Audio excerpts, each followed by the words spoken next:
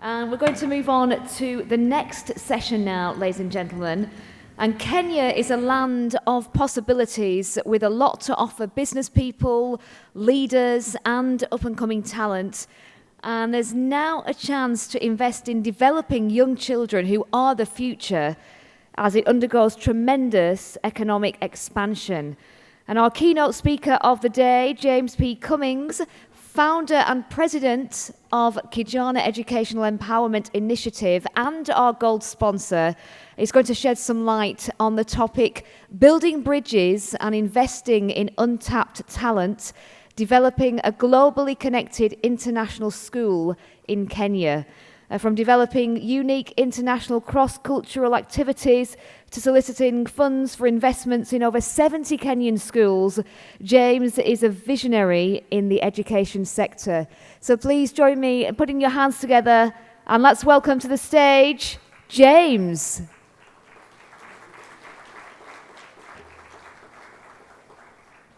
Hello? Can you all hear me okay? Let's see. Where do I click? Oh, it's come. Oh, okay. Okay, it's great to be here. I was at the Las Vegas conference and Dubai earlier this year, and they were wonderful. It was great connecting with all sorts of people, and I've very much enjoyed this conference, so it's great to be back. I'm a longtime teacher, educator in the United States and in Kenya, and founder of an organization which I built up most of the time while teaching. So we're a small grassroots organization, but we're growing. And it's just been an extraordinary joy to put education, or put my experiences into life, into building a school. And my experience started, actually my life work started in Kenya just out of college 35 years ago, before there was an internet, before there were cell phones, just when fax machines were actually coming out. And I lived in a small rural community with no electricity and no running water, and had an extraordinary experience, and it changed my life. I follow a number of Instagram sites that focus on entrepreneurship. And about 6 months ago, I saw a meme or a post on an Instagram site. It said, "You are where you dreamed you would be 5 years ago." And I thought back to May of 2017, and I was just finishing up a year teaching in the United States in a public school. It was a very difficult year. I was exhausted, and I was taking a year's leave of absence with the hopes of starting our new Kijana school in about 6 months. And so I thought in a few months I could start raising the money, start constructing, and January of 2018 start the school. I have a mentor, or a few mentors, and one of them said, "Jim, not gonna happen," in that time period. And he was right, it didn't. But I had a year, started the process. I was out of money again for I don't know how many times now. A year later, and I went back to teaching for another year, still with the dream of opening the school. Well, now we have it.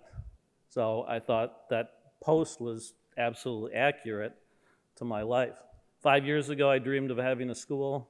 I was exhausted, I was wiped out, and we have it now. So I'm here to tell you the story of that a little bit and share our visions for the future. Where we are now, we have a functioning school, 158 students, we have buildings, we have books, we've had visitors from the United States, we have technology, we have teachers, we have a donor base, we have a number of creative explorations that we've been doing with students, and much more. How did we get here? Well, it's really been 40 years of relationship building, both in the United States and in Kenya. And this relationship building has really allowed this institution to grow and evolve. Also, I think being patient with myself, allowing myself to make mistakes, and being patient with others. So, not forcing things at times. How did I do this, or we do this? I feel like it's by tapping into my learning ecosystem. And I actually just learned this term a couple weeks ago. I was on an economist webinar, and they talked about introducing or having students learn through their ecosystem and connecting school, community, and home together as a learning process, similar to what was just talked about here today. We don't just learn in the school. It's a lifelong process, and I feel like it also goes into history. We learn, I'm a historian by trade, so we learn through tapping into the past. But I tapped into all of these things. My family, my friends, academic experiences, travel experiences, school teaching. A lot of our donors are actually former students of mine who I taught. And I think this is a possible new way to develop learning experiences. And that is, if teachers think of themselves not just as teaching a course or some students during their time in school, but as lifelong teachers. So I have scores of former students who I taught 15, 20, 30 years ago who are now part of our donor base, who have come to Kenya. And so I'm building a life experience for these students. It didn't end when they left my classroom. Reading, books, magazines, local community connections. I'm part of a Kiwanis club and have been a part of a couple Kiwanis clubs in South Florida. Global community connections, social media inspiration, and observations, and trial and error. My experience, I have a master's in African history. I've taught for over 23 years in public and private schools. Organic, cross-cultural, connective activity, just going out there and trying things, trial and error, exploring and building relationships. I believe strongly in exploration, on encouraging students to think of themselves as explorers inside the classroom and outside of the classroom. I have deep roots in the United States and Kenya. I was, of course, born in the United States, raised there, but just out of college, I went and volunteered at a school in Western Kenya, as I mentioned. And one of my former students is here today, who I taught in 1987 and 88. I taught at a couple independent schools in the United States, in Wisconsin and in Florida, and then also in a public school in South Florida as well. I believe strongly also in sharing. I want us to encourage students to share their ideas, share, as it's talked about here today, collaboration. We learn through collaboration. We learn through sharing, interacting with others. So there's a huge global divide right now, as I'm sure you're all aware. It's not rocket science. Both globally, amongst the global community, and within communities. Even in Palm Beach County, there's an incredible divide. I taught at a public school and at a very wealthy private school. There's divides within those communities, and it's vast. We need to break down this divide, and it's, of course, going to take generations, but we need to start. Kenya has an incredibly youthful population. Kenya has 55 million people. Its median age is 19. That means 27 million people are under the age of 19. That's 7 million more people than the entire population of Florida, which has about 20 million people, which is the third most populous state in the United States. So that's just one African country. There's huge, vast human potential here in Kenya and Africa. It's estimated in the 8 years, 2030, youth of Africa are expected to make up 42% of the entire world's youth population. That's incredible human potential that needs connectivity. One of the panelists talked about human capital this morning. So I believe that we really need to tap into this human capital that's underutilized and underinvested in. And Africa's place where it's probably most untapped. So here is our vision, or mission statement, excuse me. So what we're doing is we are investing in schools in Kenya, but also building cross-cultural connections with students and schools and communities in the United States. And we believe strongly in environmental and sustainable economic growth.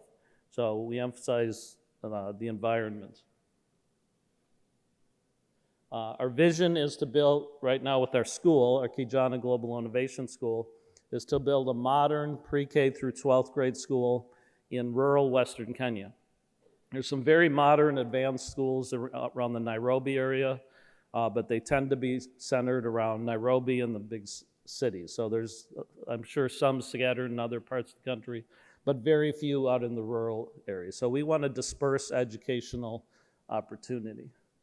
We're introducing, of course, a whole host of educational resources and ways, including, which is depicted here, STEM learning. But as was mentioned also this morning, it's not just about STEM. Where is our school and where is Kijana? We're in Western Kenya. It's actually at a place, Sabatia Butere, is our Kijana Global Innovation School, but we've invested in schools throughout Kenya. Our campus today has 10 classrooms, an administration building, kitchen, sports field, a garden and food forest, and much more. As I mentioned, 5 years ago, nothing was here. Even 3.5 years ago, there was nothing here. So this has all been developed in 3.5 years. Right now, we're in the process of building a our first two-story classroom building. So we're introducing what's called junior secondary school into our school, and the Kenyan government now is changing their program. So we've been rushing to build this building in the last few months, and I've had to scramble to get additional donations to do that. My wife is Kenyan, who I'll introduce here as well, but she's been busy on the phone consistently, even from here, making sure that progress continues on this building. And one of the things I'm proud of too, this is the construction also employs all sorts of local people. Jobs in rural Kenya are very hard to come by. So by all this construction and building the school, it's pushing money into the local economy. Our school, which we call the Kijana Global Innovation School, was founded in 2020. As I said, in the spring of 2019, I was teaching school. In December or so of 2018, January 2019, we acquired the land to build the school. I told the school I was leaving in January. I had a meeting at my home a few months later, invited some of our past donors, and one of our big donors came to that and said, "Jim, we'll help you out." And in May, I had lunch with her and her husband, and they gave us $100,000, and that got us started. So one of the unique things we have is a Care, Share, and Explore program, which I'll get into a little bit more later, but I think these words represent a lot of my vision for education. Caring for each other, caring for our planet, caring for animals, caring for the plants, caring for what allows us to exist and interact and succeed. Sharing and exploring all of this. We have unique architecture. The first school I taught at in the United States, the Prairie School in Racine, Wisconsin, was built with the Frank Lloyd Wright style. So there was a unique architectural design.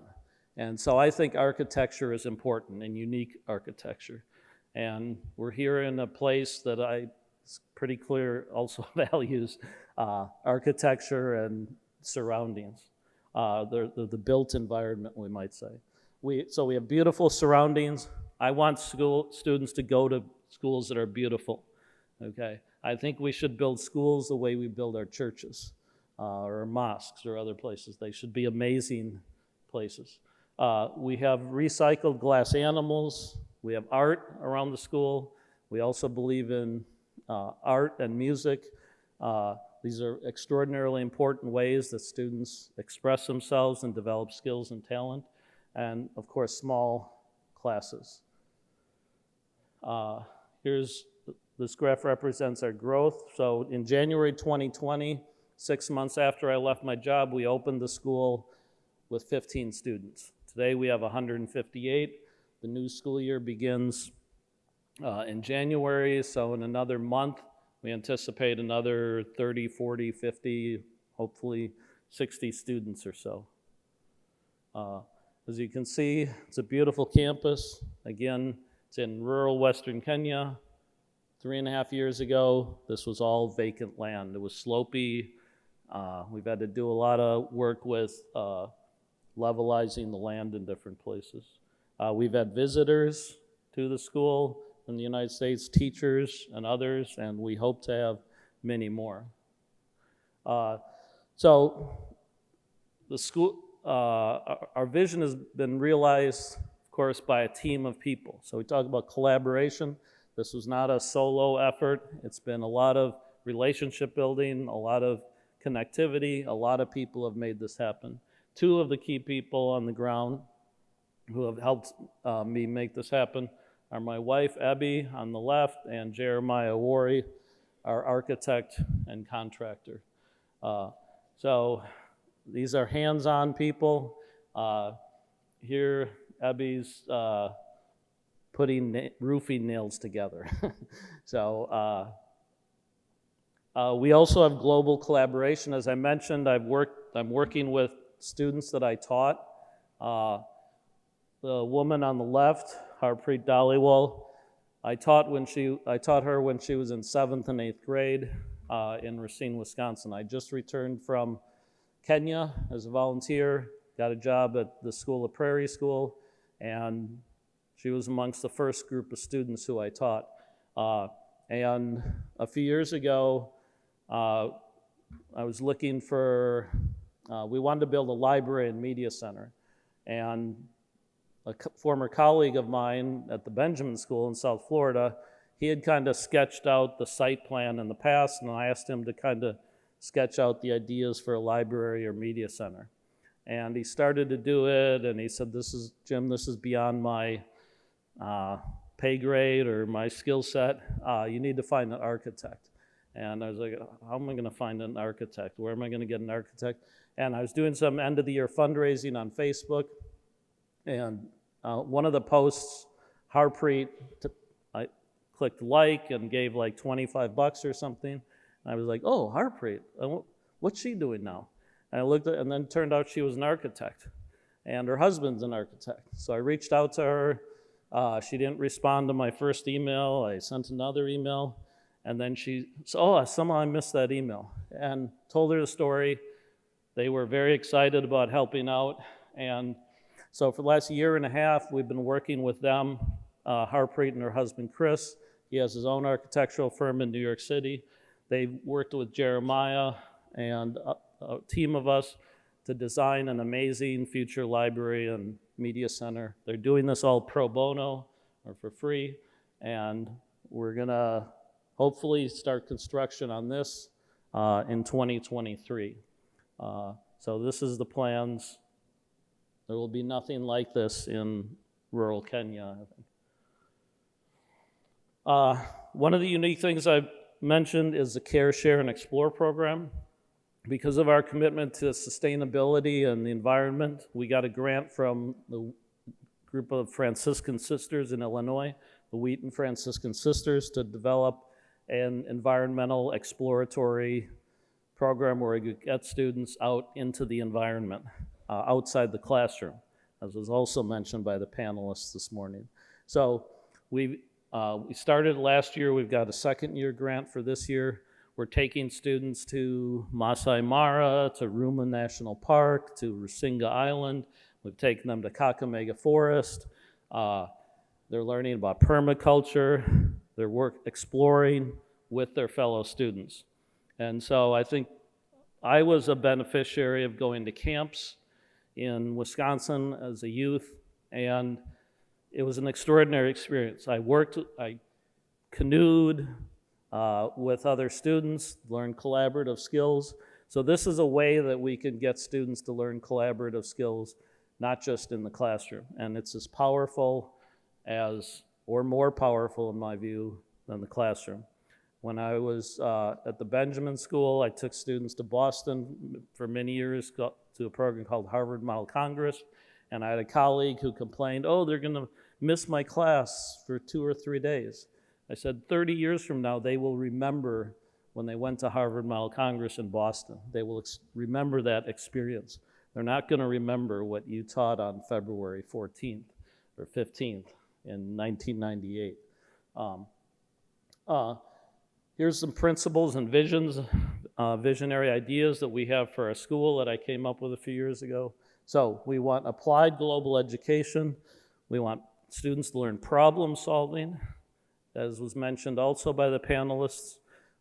We have immense human challenges in the future, or at present, and we need to have students who are thinking right now and coming up with solutions. So students need problem solving skills.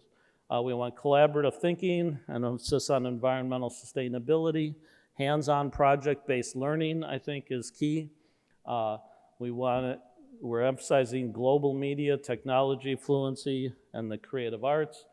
Competition and cooperation. I think too often we emphasize competition, particularly in my country, the United States. Actually, I have 2 countries now. But in the United States, we're too hyper-competitive. Cooperation is a key. Literacy, history, and the arts, architecture and learning, as I mentioned, and ultimately exploring and exploration.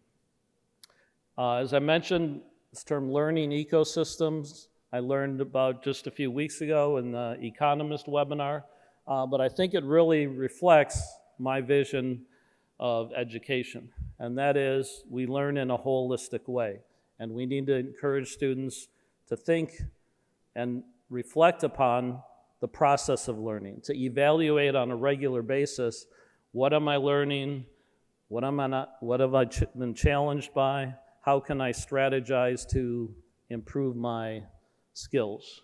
So in the Economist webinar, they talked about learning ecosystem as in school, home, and community. Of course, it can be many iterations of this, but these 3 are key places where we're working to build collaborative learning and collaborative thinking in the mindset. Explore, discover, innovate. Those are 3 ideas or words that we've put together to represent our vision as well. So we're encouraging exploration. Exploration leads to discovery. Discovery, in my view, contributes and ultimately leads to innovation. As part of our Care, Share, and Explore program, we also developed a tree growing and planting program. So in 6 months, we grew 500,000 trees and had them planted in the communities in Western Kenya. This year, our goal is 1 million trees. And 2 of the key people who are part of that endeavor are here as well today. The rewards and challenges of my experience, first of all, it's been incredibly rewarding, providing opportunities or providing the resources for people to tap into their skills. There's students who went to Ebusiloli, or one student at least who went to Ebusiloli, where I taught many years ago. She became the first young woman from the school to go on to the university in Kenya. Ultimately, she came to the United States to study and is today living in Boston. She came from a very poor family. I was originally introduced to her years after I had taught by the principal, and she was in danger of dropping out of school. He asked me to pay for her fees. I paid for her fees, and ultimately now she's successful and working in the Boston area. She sends money back. She's built a house for her family, and she's paying for more students to go to school. So she's paying it forward. And there's many other stories like that. So the realization of potential has been dramatic in some cases. The challenges are constant, but challenges bring rewards.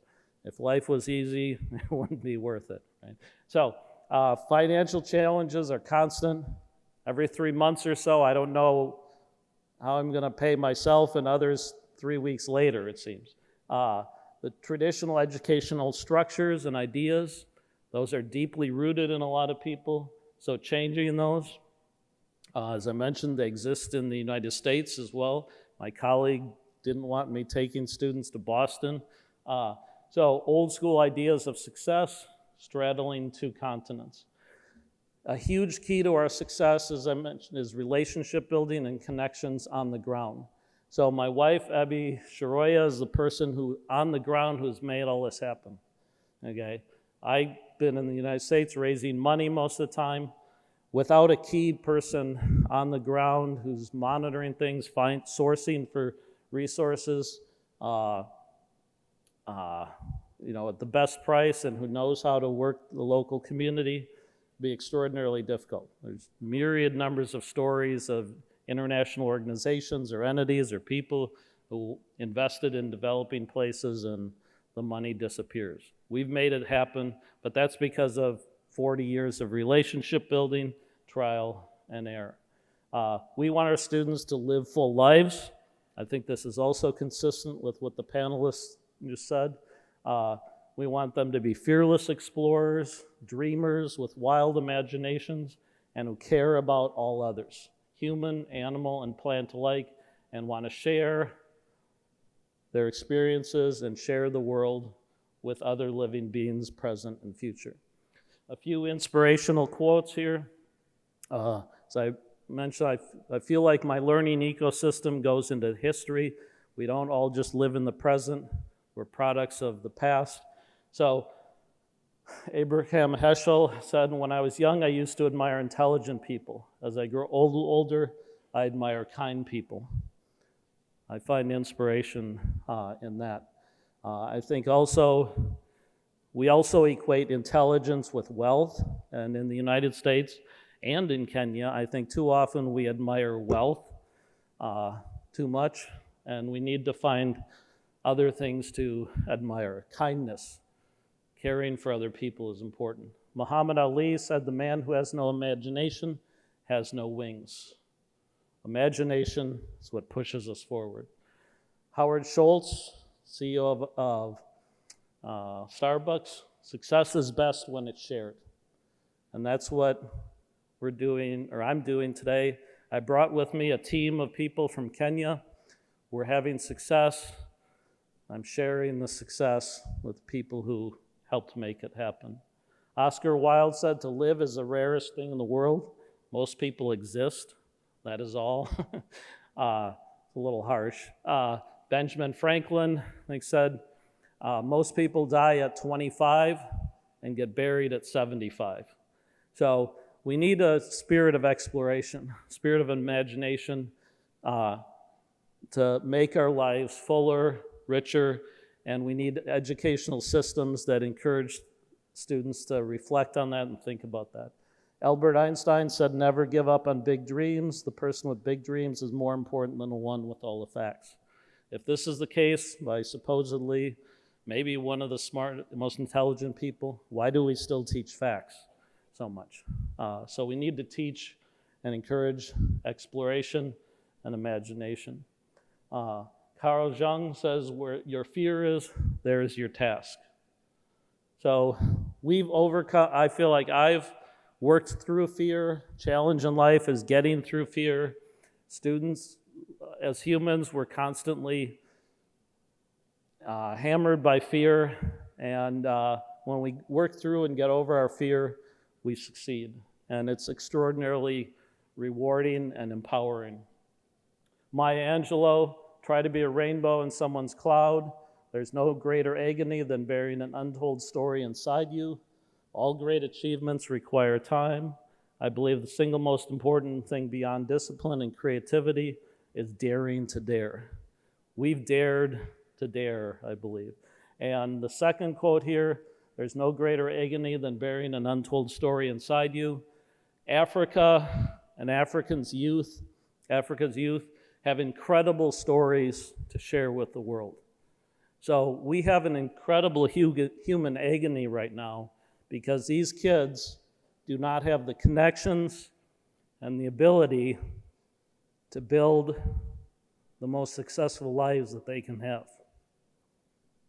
So, in terms of our connection to the past, our ancestors' planet, we are alive now because our ancestors shared the gift of life with us and left us a planet with resources. It's our obligation, I believe, to teach our students these things, teach that we need to care for each other and care for the planet. Being a good and kind human being is more important than scoring high in tests, I believe. We see in the United States, as I'm sure we have huge, so again alluded to or talked about this morning, mental health. We have massive mental health crisis, and it's manifesting itself in horrible ways. So we need to reorient our mindset, think about connections to each other. Ultimately, we all have to live together. Caring, sharing, and exploring, finally, I would say, it's all about caring, sharing, and exploring. Through exploration, we learn about ourselves, we learn about each other, we develop skills in working together and solving problems. Again, success is best when it's shared.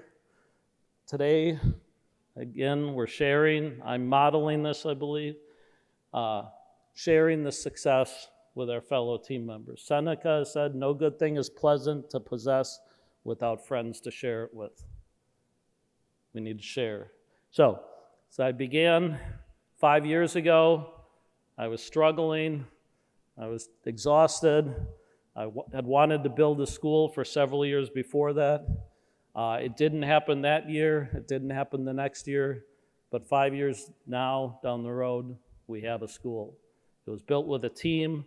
It was built through collaboration. It was built through sharing ideas. Now our challenge is, where do we want to be 5 years from now? And I plan to work with my team and collaborators, come up with a plan for 5 years from now. And together, we'll make something even more amazing 5 years from now. So thank you all. It's been great to be here again.